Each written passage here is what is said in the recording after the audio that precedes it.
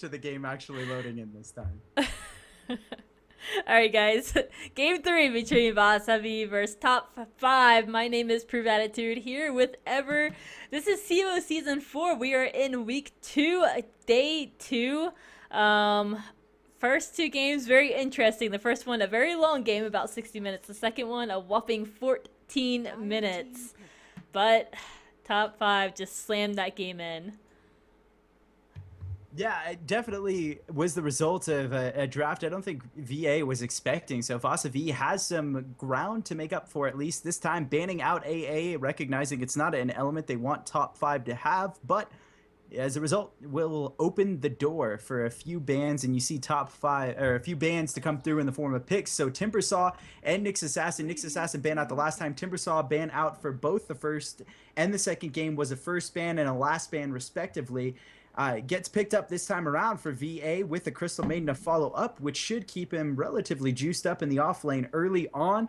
Good jungle hero, as we mentioned, and just all around solid 5 role that actually was kind of a taboo 5 pick for some time, being that her stun isn't exactly an actual stun element, being that others can cast through it. So if you were to lock down someone like Nyx, for example, you have the threat of Carapace follow up as well as an Impale, and there's many other things that people can do inside of Frostbite that are effective. But her mana regen getting buffed in the process, as well as her ultimate being so effective if she can get it off behind a dark spot. You're talking about a lot of things that the other team has to answer on CM. That is why she has, in my opinion, come back into the meta. She just needed a little bit of love, I guess, in terms of what she put out in order to be viable again. I feel like she helps Timbersaw a lot too. The Arcane Aura helps him, especially early on in the game when he doesn't have a whole lot of mana regen and a large mana pool. So it helps him out a lot. So I like that things are getting shaken up a little bit with Timbersaw coming into this. I'm excited to see him play because he's a very independent hero. So he can make things happen on his own, and he's very hard to shut down. Reactive armor in itself helps you survive, but then he also has Timber Chain to get him out of some really sticky situations. Top 5 does, or do rather, go ahead and pick up Luna. And are they just going to show Vas'Avi how it's done? Is that what this Luna pickup is? 10 seconds remaining. Maybe. I mean, she's a viable carry no matter what way you spin it. So you see, the response to Timbersaw is going to be in that form. And instead, VA actually pick up Lifestealer, which is a decent, I suppose, response to what a Luna does. He's certainly able to kind of lock people down and eat them alive. Another good hero that synergizes, unfortunately, that will not be picked up here is someone like Lina, can lock down very easy with early open wounds and provide a lot of AoE, but with the ban of Nature's Prophet, it's unnecessary, and therefore, top 5 go with Visage, which is going to be very hard to actually affect the familiars, which are still overpowered, in my opinion. Yeah, he's still a really well-rounded hero, and now they are officially completely magic immune. They are not going to be affected by very much, to say the least. So that was long overdue. It was a pretty big bug. He needed that to happen. So now he is officially, and he's still a really good hero. I think it's really interesting how Shadow Demon has fallen out of the competitive scene completely. Remember how he was picked or banned first every single game, every single time, and this was only what, but you've had programs like Bane and Mirana getting picked up, which I think is an easier way to set up the combination rather than the Shadow Demon like Kunkka. What was it originally? Mouse pioneered it back when, I almost want to say even before Cinderin was in the lineup. It was something like Sing Sing was still in the lineup. And it was Kunkka, Shadow Demon, and Invoker. Essentially, you just Sunstrike into yeah. a torrent, and it was lights, and there was nothing you could do. And I think that there's been better setups, but he was still used as a result of combinations like that. People recognized if they timed things correctly, it would have been good. But at this stage, I don't think he offers that many great elements. He can slow someone down, he can throw a purge up, but he can't do something that a Bane Elemental can do, which would be hard lock on a Lifestealer.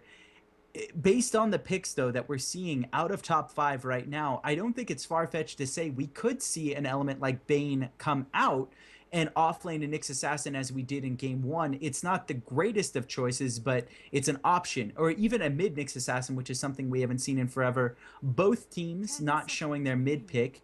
Top 5 still needing what I presume to be, if they run with Visage as a hard support, then Nyx Assassin becomes the 4-role, Luna becomes the carry.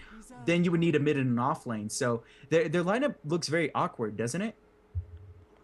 Yeah, and a Bane couldn't. I mean, it could fit into top 5, but Nyx being first pick gives them so many options because, like you said, he can go in so many different lanes that they have that option. So if you pick up Nyx and you say have him in mind as being a support hero, and then you see the enemy's pick and you're like, well, maybe this wouldn't work out. Maybe we could put him mid. Maybe he'll do really good against mid. He can burn mana away on X hero.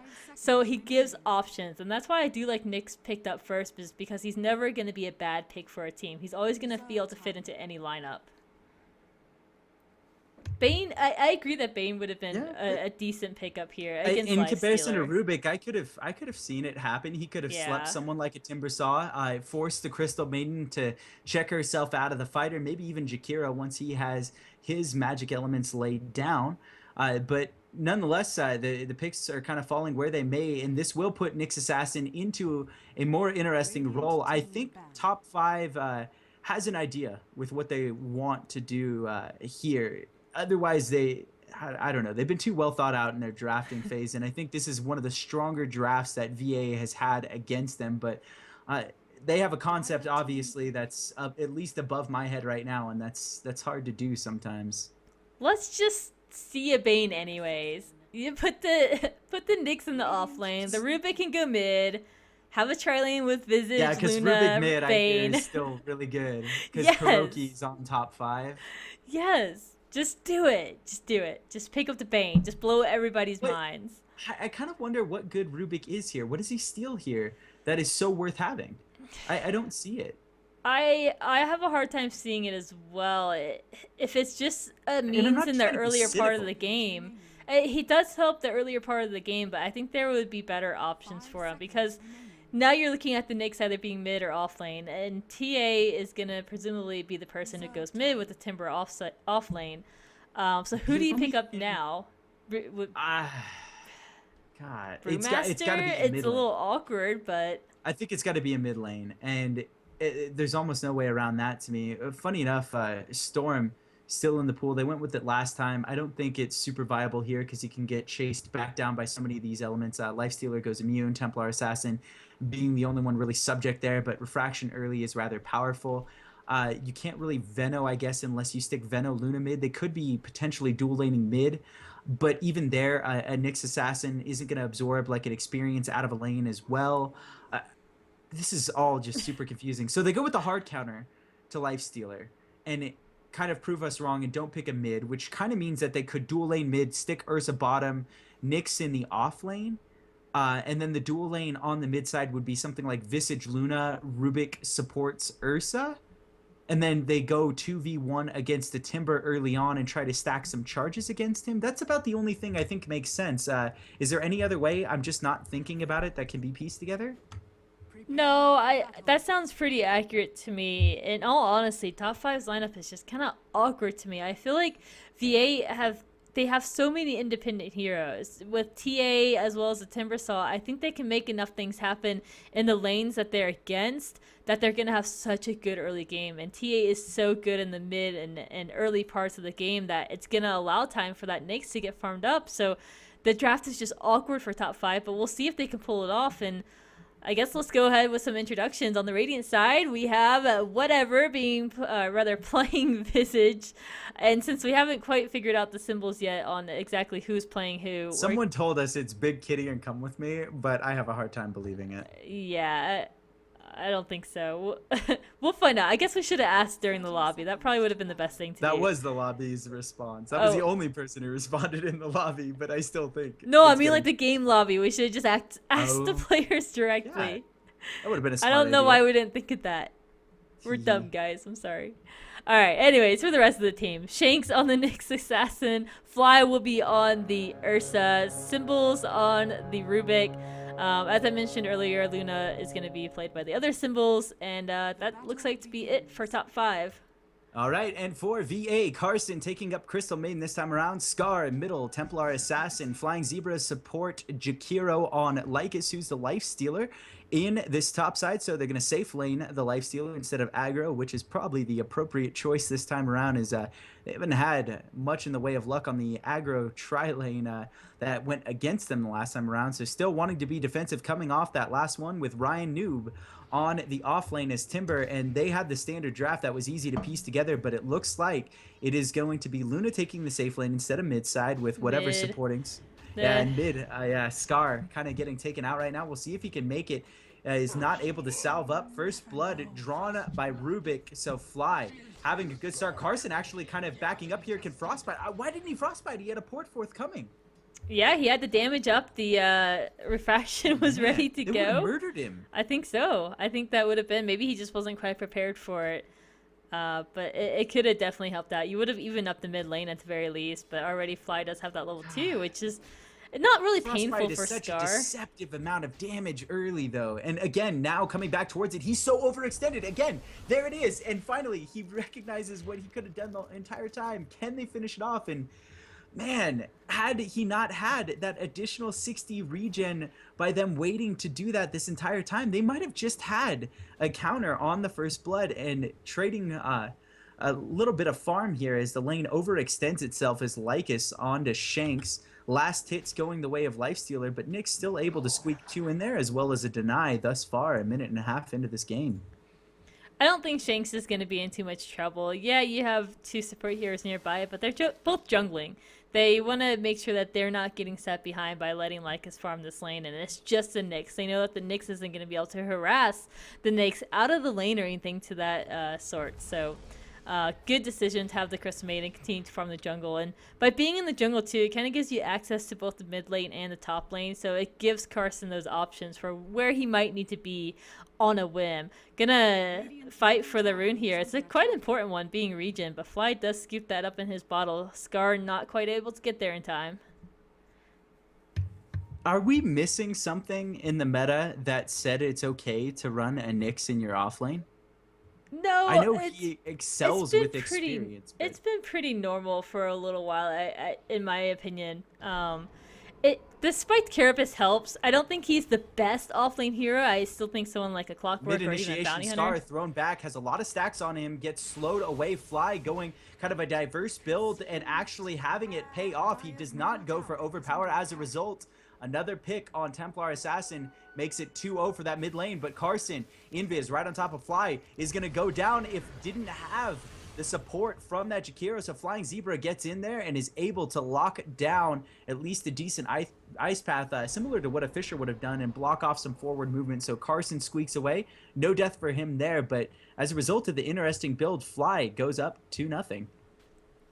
It's a really interesting game. The draft is still just kind of awkward for me. I don't know. The Ursa mid against TA, it just seems like a wash. It seems like Scar is going to win this lane hands down, and especially if Carson continues to hang out nearby, it will sap the experience of TA. But if you can keep Fly from creeping, that shuts down a pretty important hero for top 5.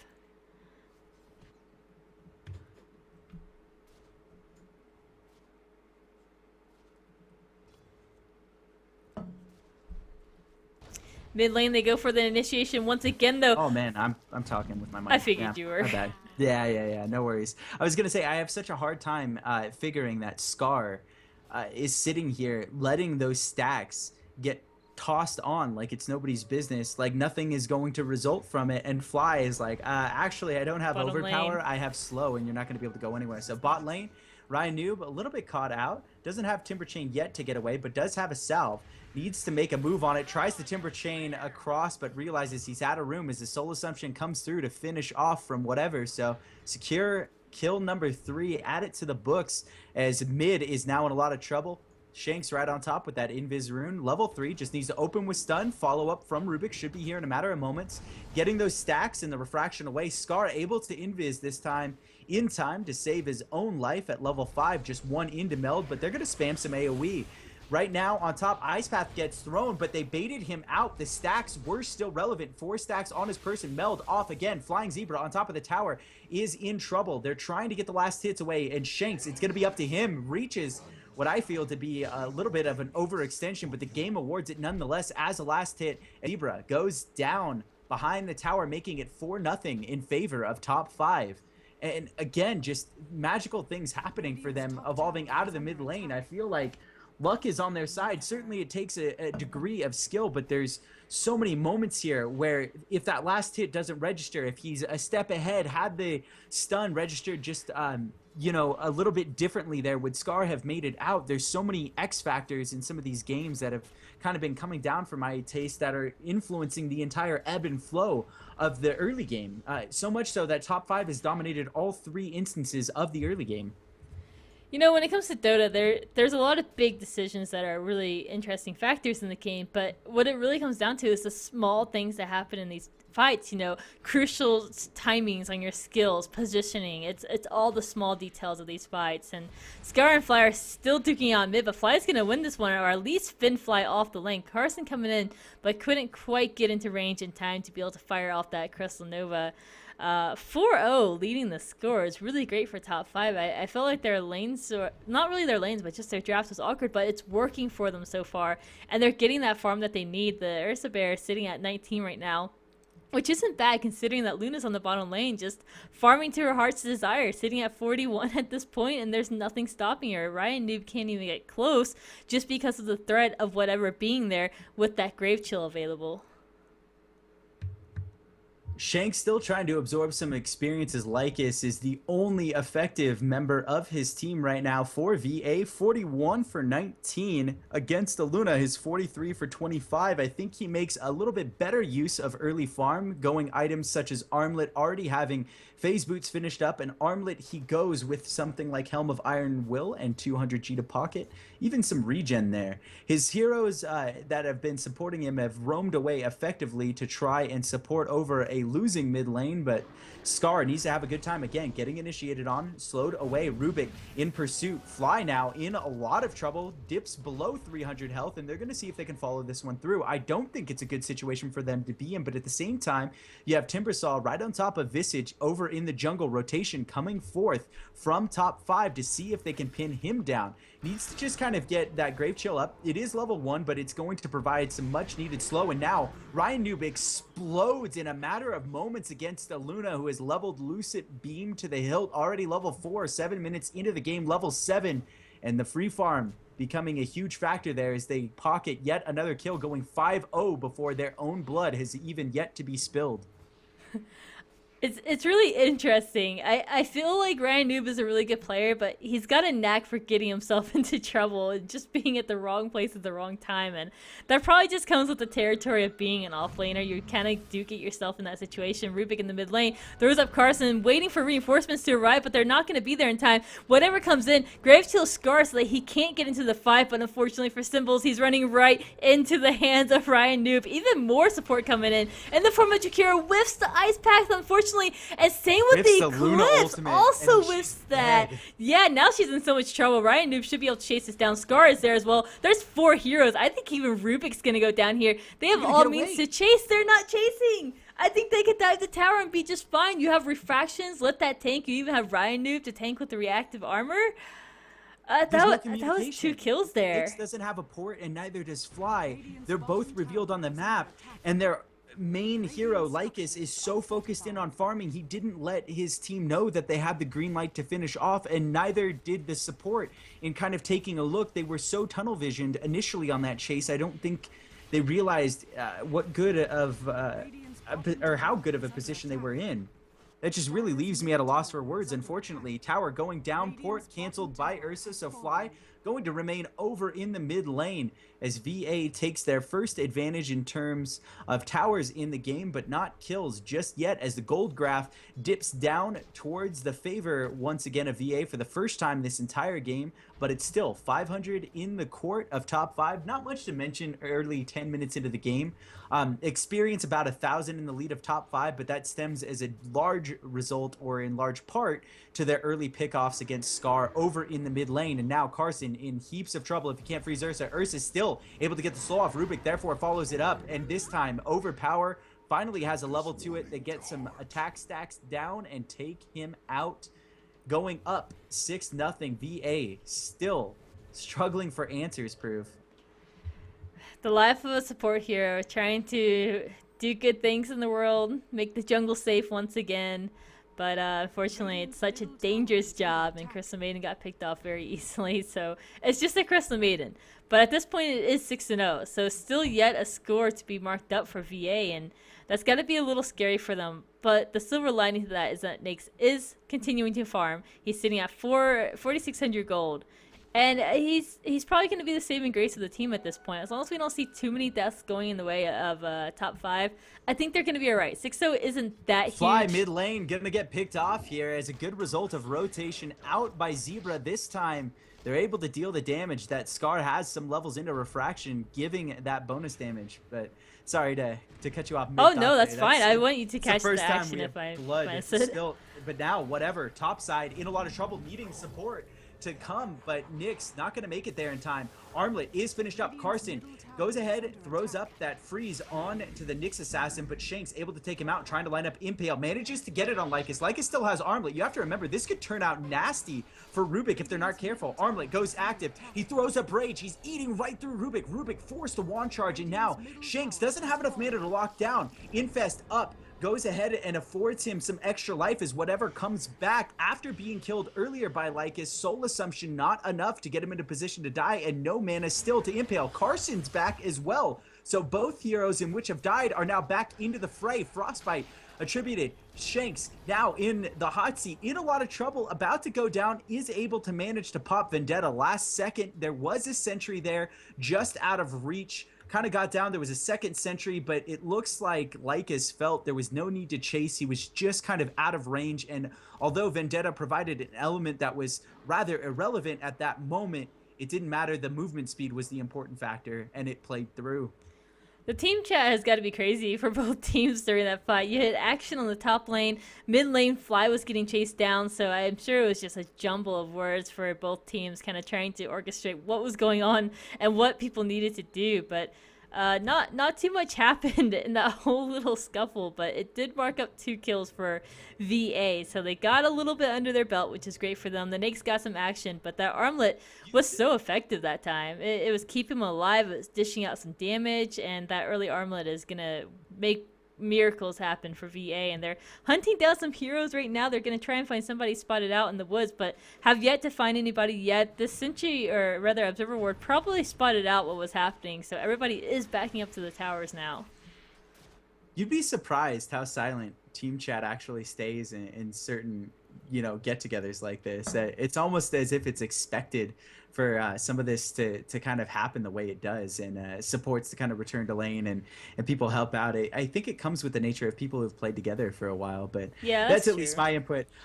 There was a short time when I was even managing Cloud9, and they talk so minimalistic on games that are going well for them or fights that are kind of transpiring, and they had a good feel. But those different players, I could be incorrect, but it's very dependent on the team.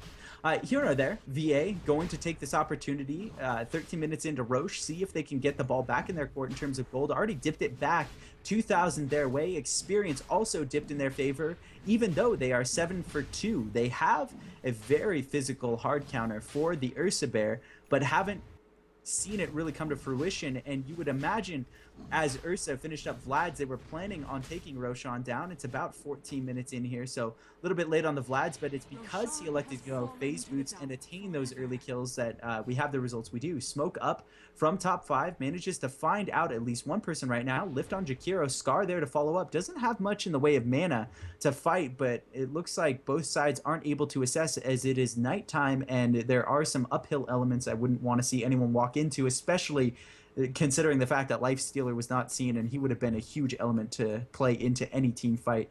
As you were mentioning, the armlet toggles are huge early on, but they managed to catch out Ryan Noob. Ryan Noob in a lot of trouble. Needs the Timber Chain away. Lucent Beam doesn't afford him that opportunity. Gets snuffed out by Rubik immediately. Good follow through there from top 5. Again, trying to stay on top of the totem pole in terms of kills.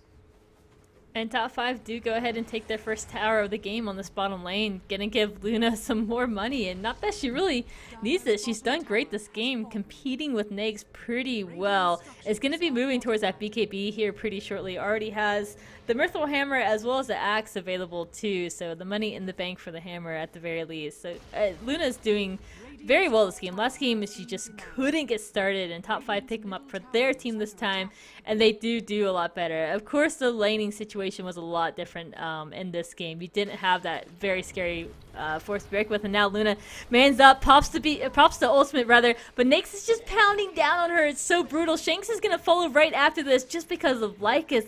Look how much damage both Lycus and Scar are doing. It's getting kind of insane at this point. VA was on the back foot for a little bit earlier on in the game, but now they are bringing it back to their side in both the experience and the gold. The kills are not quite there yet, but it's such a it's deceptive when you see the scoreboard 9-4. It makes it seem like, yes, top 5 is winning hands down, but that is hardly ever the case.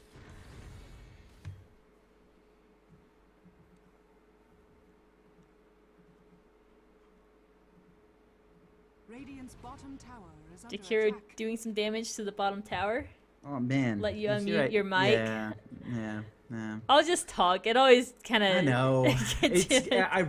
I need to do some experimenting this week with this mic. It's gonna drive me crazy. Unfortunately, for you guys, it's not turning out to be the best experience. Oh well. Hopefully my analysis is on point enough to be acceptable. It's the best. Desolator forthcoming on Templar. She just needs, in terms of recipe and 100G to go ahead and finish that off. So despite having the rough start, as you mentioned, still having top 5 up on the kills, it's almost irrelevant being that her items haven't been inhibited almost in any way as Blade Mail gets finished up on Timbersaw, who will be the front lines, and they needed that front line element similar to what top 5 picked in Doom the last game around.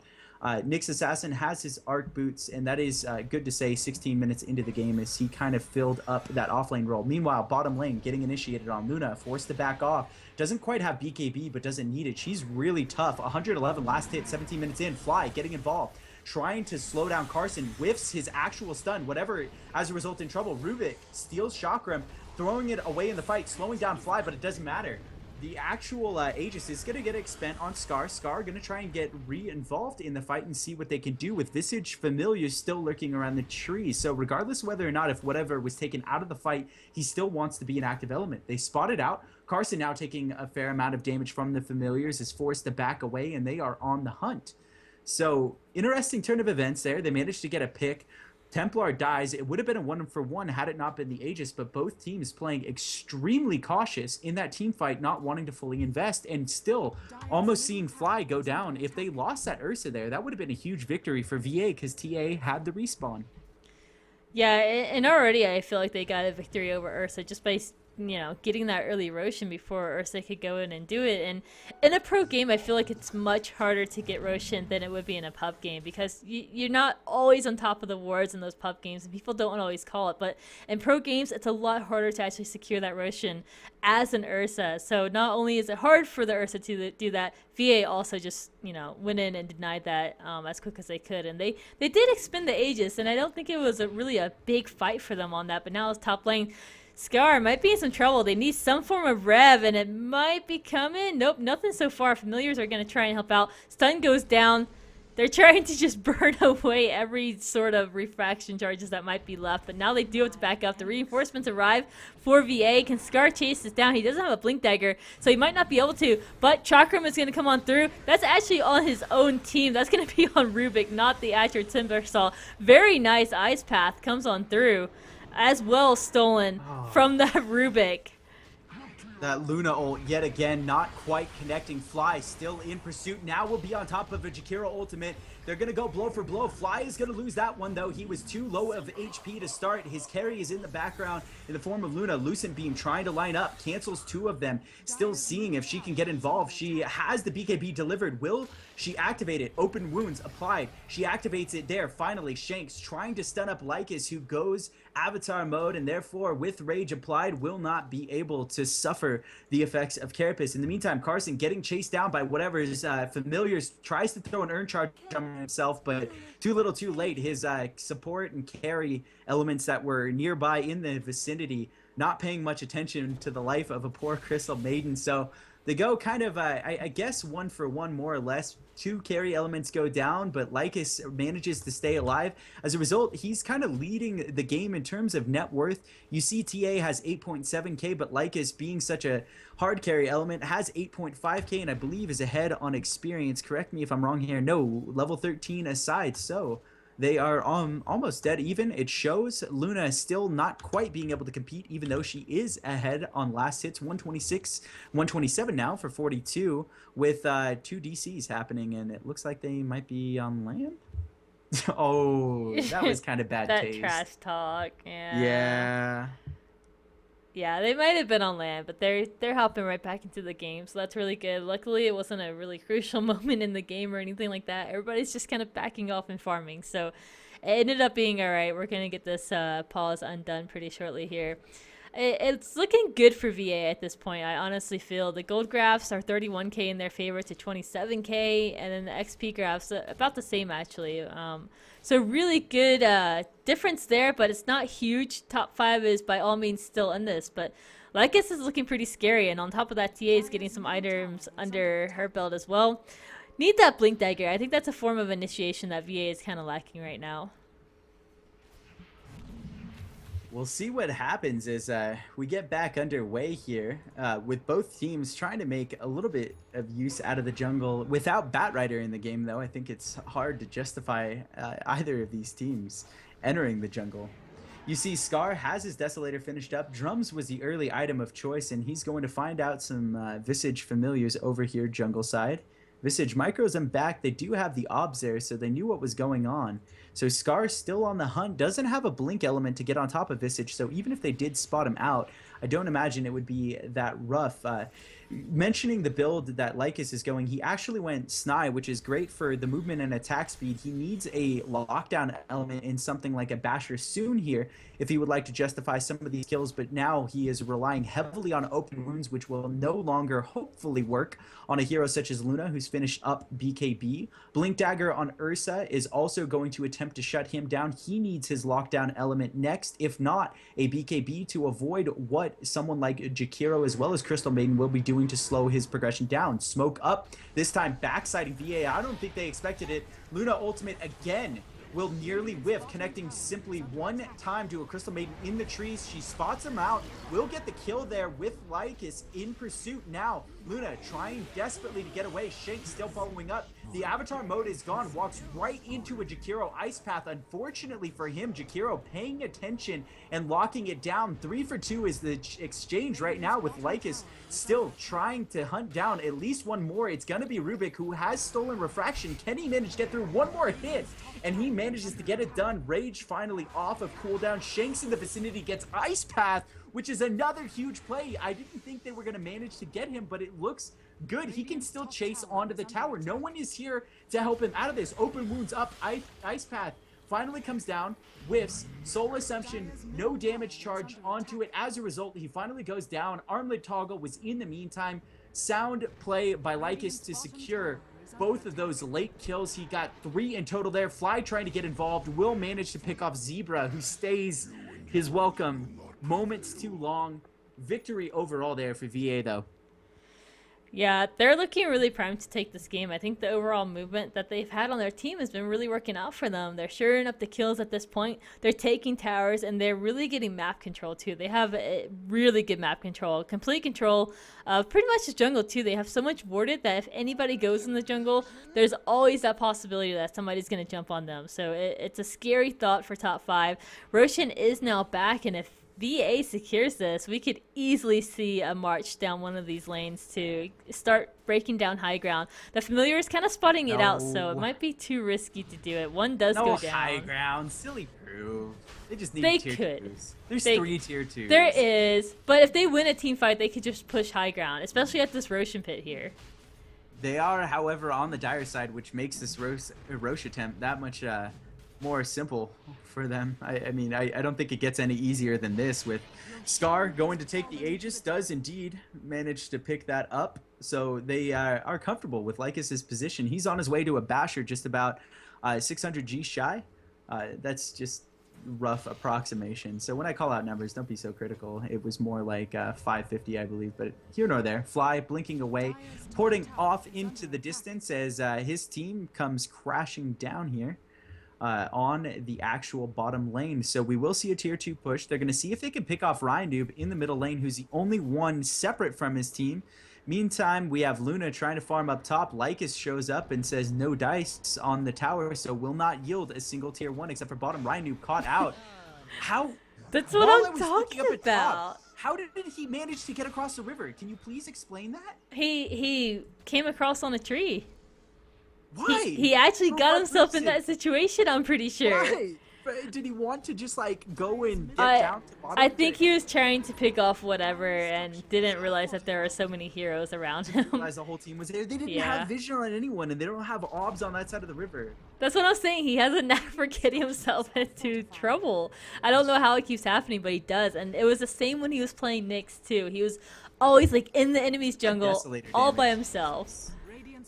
Luna gets the deny, but Desolator still managing to be extremely effective on the tower. So Scar responsible for taking that one down. Meanwhile, they exchange for a tier 1 advantage almost in favor of VA had they gotten the last hit there. But you're right. Ryan definitely has a knack for getting himself into all sorts of trouble and not the good kind of trouble. We want him to get in trouble in team fights in terms of being in the middle of them, having reactive armor charges up, throwing chakram up.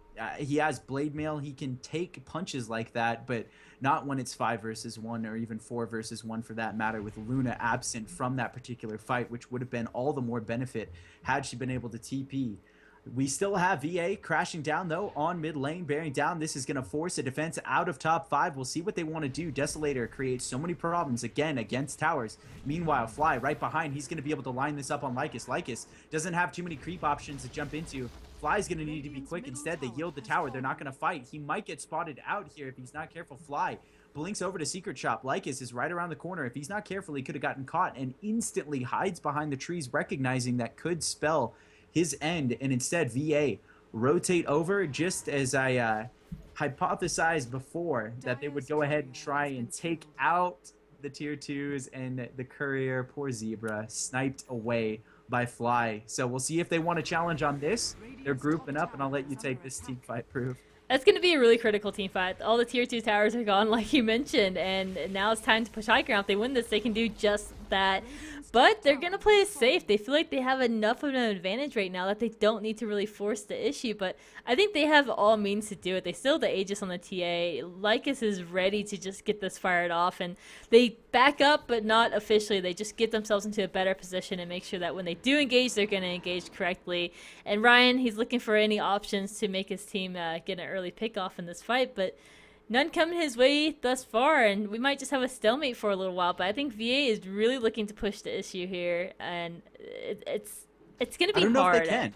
Yeah, I think it's risky. I just strongly feel that Timber is not big enough to go ahead and actually take high ground just yet. So as a result, they will elect to back off instead, getting some much needed farm. Maybe an additional Aegis. Roshan is about halfway to his respawn point. We'll see if that plays a factor in any of this, as Scar still has the current Aegis active, and maybe that's what they want to spend. 3 smoked up. They're not 5 here. This is going to be bad news for them unless they can find someone relevant to pick off. It's got to be Lycus. Fly cannot expend anything else on someone like Zebra, but instead we'll start it off.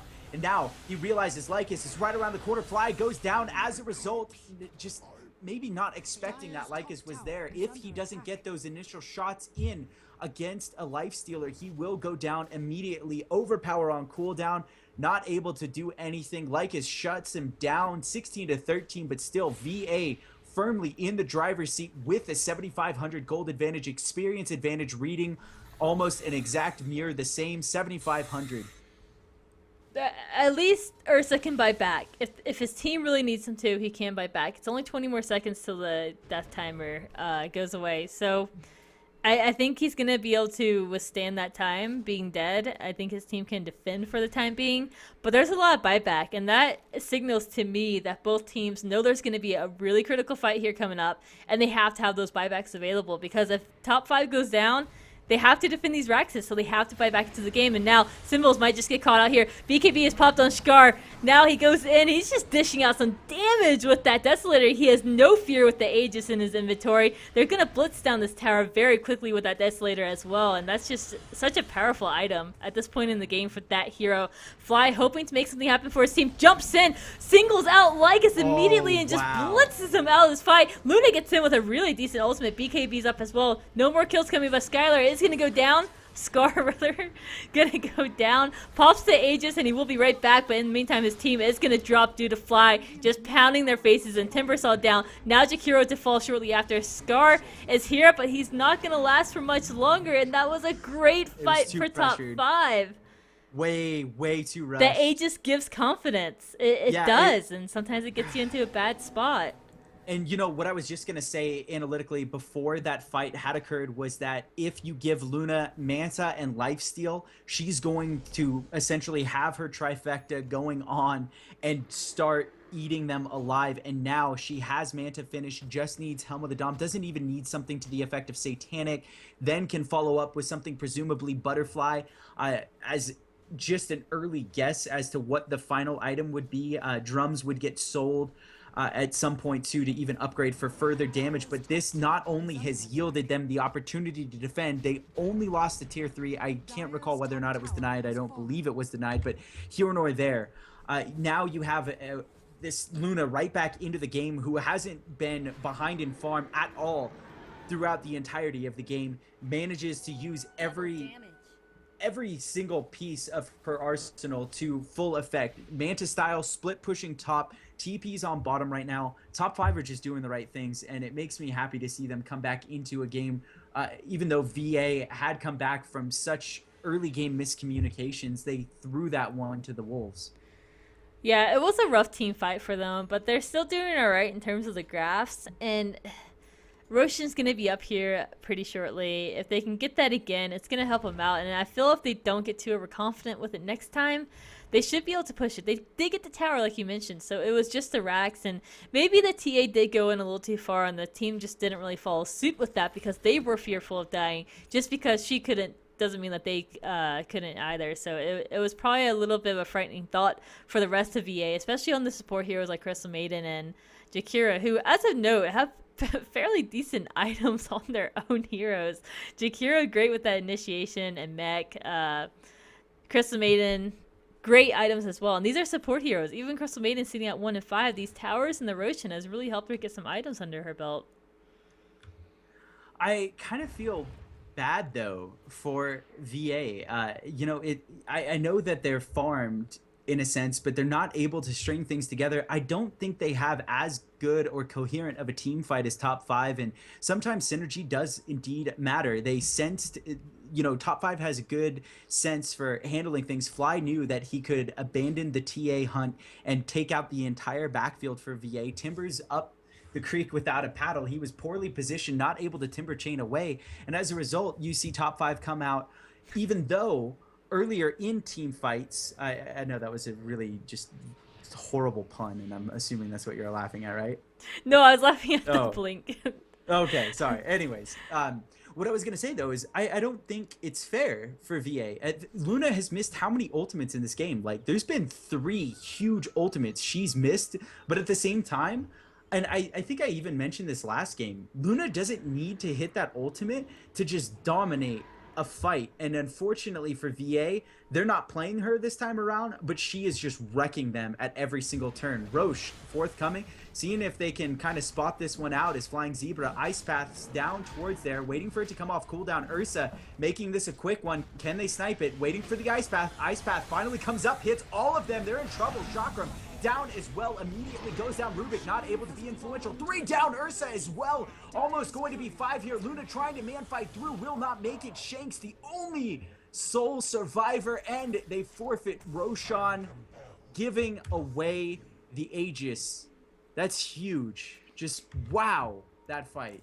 I like how they even smoked into that, thinking they were being completely sneaky, but VA read it. They beelined for that Roach Pit and they had no idea what was happening. They just had that sixth sense about it. And they got there and they were so patient. They waited till the very last minute. They killed 4 and they got the Aegis. I hate to say it, but I think this is game. You're at least going to have a lane of racks go down, maybe even another tier 3 tower. No, There's buybacks in there. Rax. Yeah, there It's goes the gotta be. buybacks. But There even are with it, buybacks does it matter? though. I don't know. I don't think they can fight right now. Not with the Aegis on Lycus. It's too mean. No, well, they are managing to pick off Scar, immediately throwing him up in the air. She's snuffed out. Aegis not on the TA this time, and that will thwart the aggression. VA desperately trying to get away. Force Staff just shy of the high ground there for Zebra. Ice Pass stolen. Rubik having a good game when he is not to that much CC early on in those team fights, and fortunately for Carson, looks like he... Oh, wow! Last second, Luna coming through, huge triple kill onto whatever. Lucent Beam canceling away the port. Just big plays. Just when we counted top 5 potentially out right there, I didn't think they could take that fight. Ursa was away. There shouldn't have been any reason that TA stood in that position. I'm pretty sure the range that it says Lucent Beam can be cast at is deceiving, because whenever a Lucent Beam is cast, it's like a full screen away. It has such insanely good range, and just hovering over it always seems like it's much more than that, and it's great. It's a mini stun. It's great for stopping TPs. You can just mini stun them for somebody else to catch up. It provides a lot of options for the team, that's for sure. And I don't know how top 5 keeps doing it, but every time it looks like they're about to lose the game, they somehow pull out a really decent team fight and they get themselves back into it. But is it enough? That's the biggest question. Is we'll it see. enough? I mean, I think it is. They have a hard counter against Lifestealer. The bigger Ursa gets, the bigger threat he will be. And if they don't load up an AX bomb soon into Timber, who has been relatively underfarmed throughout the entirety of the game, he's going to be in trouble. He has Rod of Atos. He still needs an element like Bloodstone or just something to get him beefier. I think still Bloodstone would be the correct choice as long as he's going to go that route to get his HP regen up and running. There's no AA to fear. In the meantime, talking about support, I know you've mentioned CM at length, but Ags has been finished up on Visage, has a 3rd stun element, and has microed the familiars decently effective, almost to their potential, I would say. The one support that is playing as a shining star to me this entire game has been Flying Zebra, that 4-man Ice Path. Shame on top 5 for letting him line it up, but good on him for sensing it. He waited that entire time. He spotted out the Roche attempt and followed through and made that team fight happen in a matter of seconds to where top 5 couldn't respond. At the same time, I do just simply because, and again, I'm going to reiterate that Ursa is such a hard counter that top 5 certainly has an opportunity. You saw the last team fight that happened in middle when they initially saved the barracks before they had lost the Roche pit, was Ursa just eating the backfield alive after already taking down an Aegis that VA had. So they do have the correct chess pieces to man through this, but it all comes down to how they play and how they line it up. Cannot be in the fashion of that Roche pit again. Meanwhile, bot side, Luna in a bit of trouble. The Nake's bomb is loaded up, as I said, on Ryan Noob. So he's finally going to just jump into the fray and hope for the best. Has Blink to do so, which is much better for him. It almost puts him in a position that he can reposition himself in a team fight so he doesn't get snuffed out by Ursa again if he's able to kind of get away, regardless whether or not there are trees around, thankfully. This is going to be an interesting push for VA. I think as long as you can get the Nakes out of the fight, the rest of the heroes should fall pretty easily, and this smoke might just provide top 5 the opportunity to take this fight easily. I don't think that VA expects it to be happening. Shanks gets in with the initiation, only sends out one, but Fly caught by an Ice Path. Look at him go down so quickly. Shanks now running for his life. Luna gets in there. Look at the damage Scar and Nakes are doing. This is over. Buybacks. That was it. Zebra. That was it.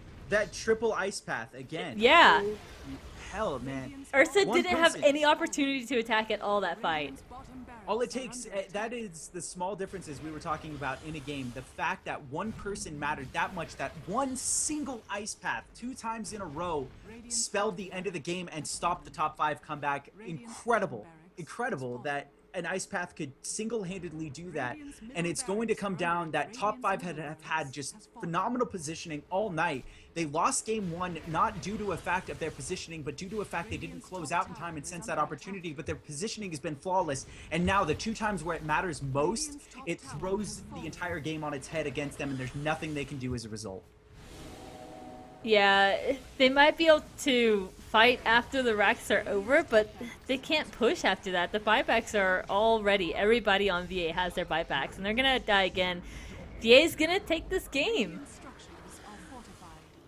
No, it's Mega Creeps. There's no coming back. So as we wait for this one to wind down, guys, this is going to be the end of week 2 out of 8 weeks of CEVO. This is the main division. You can catch them at CEVO.com, on Twitter at CEVO. That's just CEVO. My name is Ever. I've been joined alongside by DOTA2 the whole night. If you guys want to follow us on Twitter and support, it is at EverX and at ProveDota. We will be here every Monday and Wednesday. Play CEVO-1 on Mondays, play CEVO-2 on Wednesdays. We had a little bit of a lapse in games tonight as some teams are kind of restructuring mid-season, and as VA takes this affair 2-1. And I'm sorry for those of you guys who weren't able to watch the top 5 versus EG game as a result of this, but hopefully you like this nonetheless. It was it's not the most anticipated of games, but definitely full of a lot of drama, back and forth swings, and such as a result of Dota that is just on this semi-pro level. It was a really great night, guys. Thanks for joining us. I think the games were definitely fulfilling for us. First game lasted a while. Second game was quick, but third game lasted quite a while too, and it was pretty even. Top 5 had some really good defenses, but they couldn't pull out a win here in game 3. So VA does take it 2-1, getting some more points. But if you guys enjoyed our cast and enjoy what CEVO has to offer to the scene, please hit that follow button. We would really appreciate that. So again, follow us on Twitter at ProveDota and at EverX, and then the CEVO is at CEVO as well. So that will notify you anytime myself and Ever go on, or even any of the other CEVO casters who are definitely worth watching. So please continue to join us. It's been a great night. Ever and I will see you guys on Monday on Play CEVO-1. Shout out to Ted for kind of man-moding our chat this evening. Yeah. Much appreciated to have some company along. It's great to have a mod kind of getting the talk going. I think that's Cast a awesome to mod. have. Yeah. All right, guys. Well, I appreciated being here tonight. Hopefully, we will see you guys next Monday as we head into week 3. Lots of action to come. eHug, the only team left undefeated in this tournament thus far, progressing on and growing the community.